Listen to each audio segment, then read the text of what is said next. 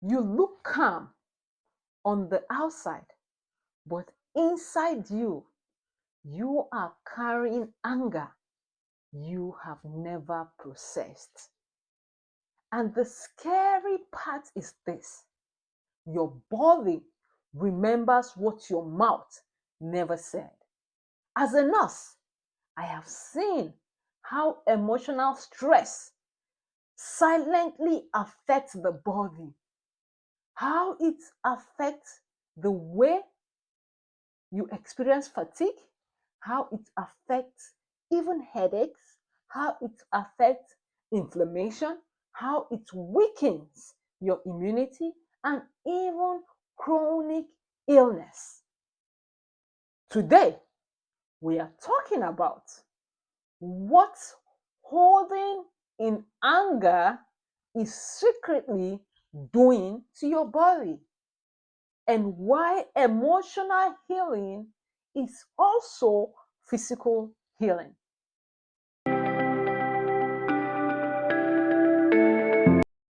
Welcome to Thrive Recovery Academy. My name is Nurse Obi. If you are new here, please subscribe to this channel. Or if you have been watching and you have not subscribed, please subscribe to this channel. Comment below. Let's get your feedback. Let's hear your thoughts. Share this video with someone you know needs this video, or even your loved ones and friends. Thank you so much for having me. You are so welcome. Let's dive into what we are really talking about. What is suppressed anger? Suppressed anger is anger you feel but don't express. It is that anger that you choose to hide or ignore when instead of dealing with it. I say that again. Suppressed anger is when you choose to hide or ignore that anger instead of dealing with it. It is unacknowledged. You don't acknowledge it, or the people that you're angry with don't acknowledge it. It is repressed or even buried deep inside. This type of anger is different from healthy anger expression, where you communicate your feeling directly and in a safe, respectful way.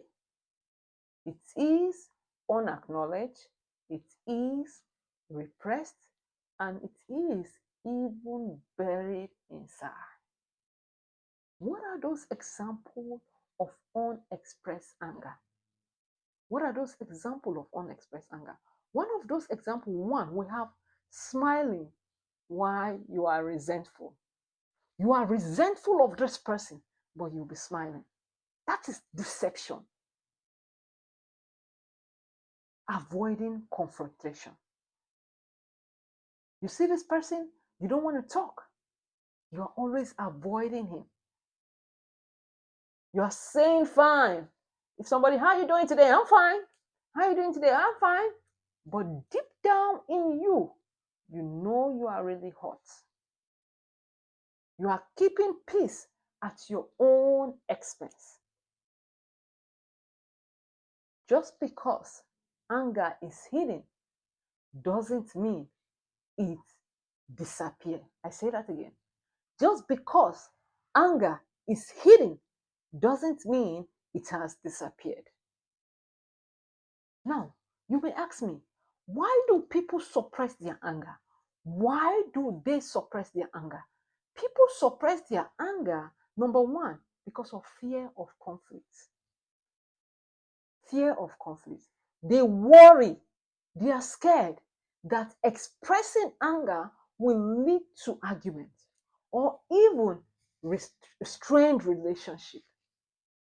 So because they don't want it, they don't want that anger to lead to argument or to lead to strained relationship, they decide to hide it inside them. 2, childhood conditioning. Childhood conditioning. In some families or in some communities, people have been conditioned to feel shame, to feel guilty about being angry. They believe that anger is a bad emotion and they shouldn't have it. So you have taught that child never to express his anger, to always hide it. Number 3, trauma. So many people went through a lot of trauma, different kind of trauma. And because of that, they shy away of being angry. Because probably when they used to express their anger, then they were punished, or even they underwent some kind of trauma to which has made them to suppress their anger. Number 4, you are wanting to appear strong. In the sight of people, you want to be strong. You want to be a power mic. It could be because of social pressure. So people are so pressured socially, and so because of that, they often feel the need to appear calm. They feel the need to appear calm and calculated, especially in public or even in professional setting. Yes, it happens. People at their job place, at the workplace, your manager or even your superior is talking to you. But because you just have this uh, identity that you want people to have about you, you hide it. You hide the anger. You can't even express, you can't even talk to that person, express why you are angry. No, you hide it and pretend to be you are this cool guy. Meanwhile, you are actually angry with that person. How is the body and the immune system connected with this suppressed anger? Number 1, chronic stress. Chronic stress can increase your cortisol. Constantly suppressing your anger creates emotional tension. And that builds up over time. When you don't express anger, your body and your brain still are affected. The brain perceives this tension as stress, and it causes the cortisol level to spike high. Number 2, your weakened long-term cortisol immunity.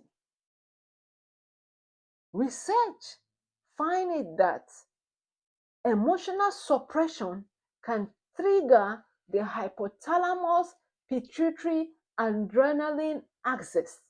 That is the part of the brain that is at the backside here. The hypothalamus, the thalamus, and all that. And as such, when they triggers this hypothalamus axis, what do? They elevate the cortisol level. Although cortisol protects you from acute stress, chronic elevation can reduce the immunity level of this part of this hormone, and it can disrupt immune signaling and also contribute to persistent, what I say, persistent inflammation, because you have altered it due to the chronic suppression you have been having. Number 3 is your body stays in survival mode. That is a connection between body and immune system. Your body stays in survival mode. When you undergo chronic stress, chronic emotional suppression, Research shows that this activity can affect your systematic nervous system. We all know the systematic nervous system. That is where you have your flight and your fight modes. This branch is actually responsible for the fight and the flight response. This creates a state of chronic stress where your body stays on high alert even when no immediate threat exists. What I say, even when there is no immediate threat. Now, what are those signs and symptoms of this connection between your body and your immune system? One of such symptoms is fatigue. You experience fatigue, so much fatigue that you cannot even explain. Headaches. You are having this part of headache every time. You can't even explain why this headache is coming. It's suppression of anger. You are having digestive issues. You are always constipated, or your body, you can't even, you don't know if the food you have eaten has digested so well. You are having one digestive problem or the other. You are frequently being sick. That is another symptom. You are frequently being sick. The body tension, your body is always tense, always tense. Or you're having problem with sleep. You can't sleep. You're having insomnia. You can't sleep. All these could be signs of the connection of your body with your immune system brought about by what? Anger suppression. So what are those signs that you may be having while suppressing anger? One, irritability. You are always feeling angry. You have anger frustration, impatience, and quick annoyance. Two, passive aggressive behavior. Passive aggressive behavior. This person might agree or might even be excited about a particular thing him and someone else wants to do, but he will fail to the situation. He will fail to follow through. He will fail to follow through. Number three, emotional numbness. Emotional what? Emotional numbness. This might be as a result of avoidance. It might be as a result of avoidance behavior, or even it can steer clear of certain people. Now, this person will want to stay clear of the certain kind of people that he is angry with, or even the situation that he is angry with. He may want to stay clear of that situation. Overpleasing is the fourth one. Overpleasing or overpleasing. I said overpleasing. The fourth one is over-explaining. This is the act of providing excess unnecessary details, often originating from anxiety. You are always over-explaining yourself. Somebody asks you something. Instead of you to say yes or no, A or B, you will explain and explain and explain. This could be as a result of anxiety. It could be as a result of childhood trauma. It could be as a result of even simple the need for validation, approval. You want to be validated. And so, what do? You over-explain. The fifth one is resentment. Resentment. Often, resentment can make it difficult to let go of your anger. You can sometimes feel yourself hyper focusing. You focus, hyper focusing on this feeling. You are so brewing on top of this feeling. Somebody did something to you, and you will brew and brew, brew inside you. Keep thinking about it. You are focusing on the anger, especially when you have been confronted by that person or a situation that caused them in the first place. You might even be enraged. You might be enraged or even experience strong urge to seek revenge. You might look for strong urge to seek revenge. Number 6 is people pleasing. You are feeling it hard to say no. You are feeling it hard to say no. I'm not ready. I'm not ready to do this. No, I can't do it. Other people requested, and then you will say yes. Always telling people that you are sorry. Always pretending to agree with something to keep everyone happy. You cannot come out outrightly. You cannot boost up your confidence or hit your full chest and say, yes, I am not doing this anymore. But no, because you want to please people, you will say yes. And at the end of the day, what do you do? Sometimes you fail through. The number 7 is exploring unexpected impulses. You explore unexpected impulses. Now, this is a situation where you suppress it and this anger leaks out on the sideways. In Ephesians chapter 4, verse 26, the Bible says, be angry and do not sin. Do not let the sun go down on your anger, or give no opportunity to the devil. The problem is that we are happy to exploit what seems to be a legal loophole. But you should know one thing. You can be angry, but God does not want you to act on that anger. In Psalm 34, verse 18, God is near to the brokenhearted. God is attentive to those who call on him and deliver them from their troubles.